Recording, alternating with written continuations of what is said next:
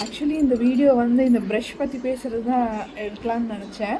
ஆனால் இந்த ப்ரஷ்ஷை தூக்கி வந்துட்டு நான் வந்து அந்த கரண்ட் இஷ்யூ நடந்துட்டுருக்குதுல அதை பற்றி பேசலான் இருக்கேன். அந்த பொண்ணை பாவம் ரேப் பண்ணி மர்டர் பண்ணியிருக்காங்கள அதை பற்றி. அந்த பொண்ணை வந்து அவ்வளோ கொடுமைப்படுத்தி மர்டர் பண்ணியிருக்காங்களாம்.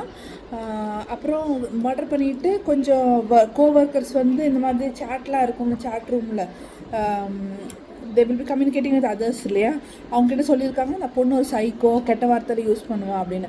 இப்போ என்ன சொல்கிறேன்னா அந்த மெசேஜஸ்லாம் அனுப்பிச்சவங்க மேலே கண்டிப்பாக அவங்க வந்து ஆக்ஷன் எடுக்கணும். எதுக்குன்னா அவங்களுக்கும் I think they are also involve. அவங்க நல்லா மாட்டிக்கிட்டாங்களா பார்த்தீங்களா இப்போது, அது ஒன்று.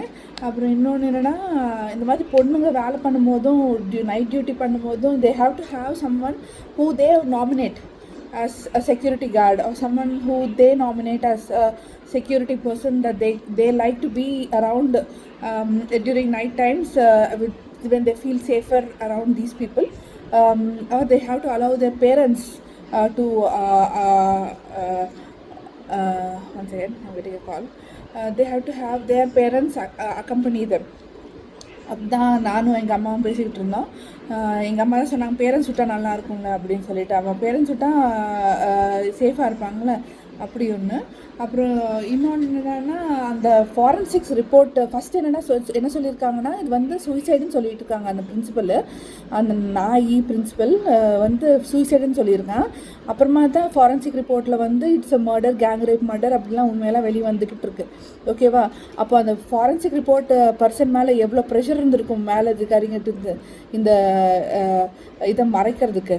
They would have threatened him to hide the truth, but he came out with the truth. We need to be very grateful to that forensic report person, because of him only that girl is going to get justice now.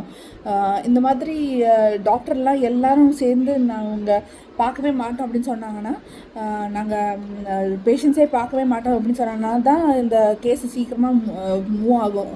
அப்போ தான் அவங்களுக்கு அந்த emergency பற்றி புரியும் அந்த கவர்மெண்ட்டுக்கு. அப்போ தான் அவங்களுக்கு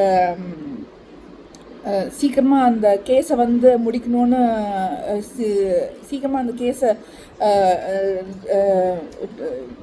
to get justice for that case they will work harder. Okay, அதான் நான் நினைக்கிறேன். It's my opinion. What do you think?